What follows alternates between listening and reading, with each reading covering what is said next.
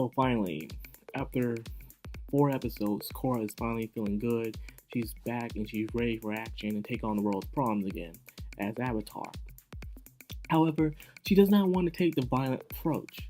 She doesn't want to do everything with her fist or her bending anymore, because as you learned from the past, it didn't really go well with her. She always seems to lose something. So she's got to kind of take Avatar's Yang's approach by doing it peacefully, by talking it out. Who knows, it might work. However, it don't seem like Kuvira's gonna be a woman you can reason with.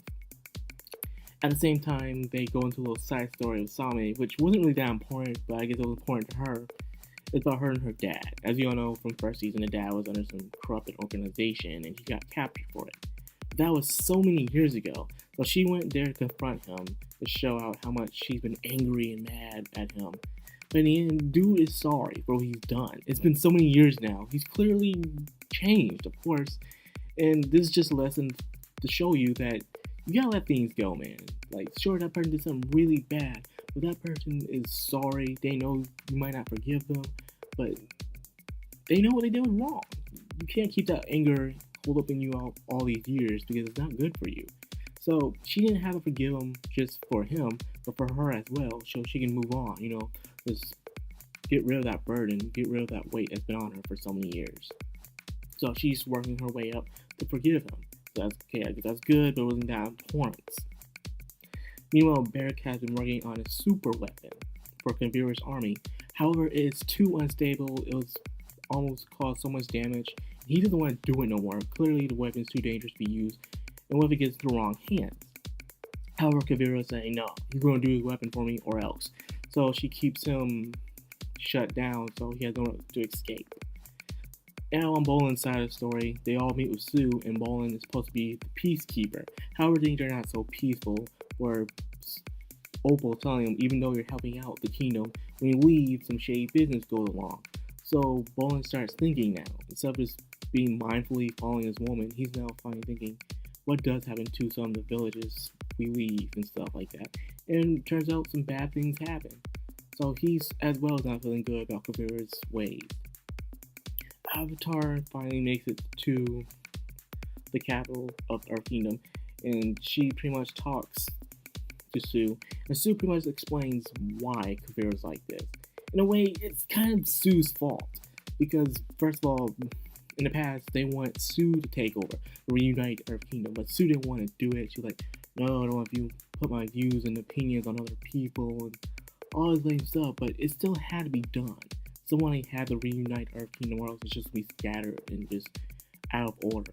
So Kuvira decided to do it. So in a way, if Sue took the position in the first place, all this wouldn't have happened. So Sue wants Korra to go in and take out Kuvira's army. When Korra goes to see Kuvira's like, well, somebody had to do the job. Someone had to make the tough decisions. And the way she says it, it makes sense. So she tells Korra, why not let's just have a temporary treaty and see what we can do. Let's talk things out. So Kuvira actually wanted to talk things out, even though on the backside, she's creating up her army and trying to get Barrick that super weapon. However, Bolin comes in, rescues Barrick, and they all on their way to escape. However, they get captured by Kuvira's fiance. Now this is where it comes to the part where Julie is just badass, how loyal she is to Barrick. Barrick's always treating her like garbage.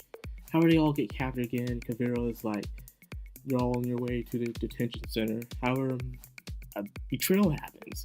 Julie betrays Barrick, and Barrick is pretty shocked about this. And you can't blame Julie, because Julie was pretty much this kind of loyal, cool, awesome assistant who was always protecting Barrick and doing whatever he says. However, Barrick always treated her like trash, but she only been around him because she thought he was the greatest mind. But however, now she sees Kuvira as the greatest mind instead of Barrick, so she decided to betray Barrick and go on with Kuvira. So now more betrayal happens. And finally, to top it all off, Korra goes to talk to Sue while Sue is gone. Sue has went off to infiltrate Kuvira's campsite to put an end to it. We all know it's going to go horribly wrong. Well, it depends what's going to go down. So pretty much the episode was all over the place. It had some progression, and we gotta see why Kuvira was doing this. You ask me, Kuvira, she doesn't seem like to be a bad guy. She just sees this as she wants to finish her job off, no matter what. And I don't see her as a bad guy. Sue Sue, all this is your fault. If she took the position in the first place, none of this would have happened. And as for Julie, she pretty much was getting sick and tired of being treated like trash. So that makes sense. That makes sense. The subject gets an 8 out of 10. It really was going places, but yet it still don't feel that exciting for this to be the last book of Korra. It doesn't seem that exciting at all. It seems kind of boring in a way. It still has that Avatar goodness, but however, it's just not that fun as the other 3 chapters. But anyways, waiting how Sue's little operation is gonna go down. Is it gonna go down good, bad? We all have to do is wait and see. Well, for more Avatar reviews, don't forget to like, comment, subscribe, and share. I'll be much obliged. This is Macron on Anime. Sign out.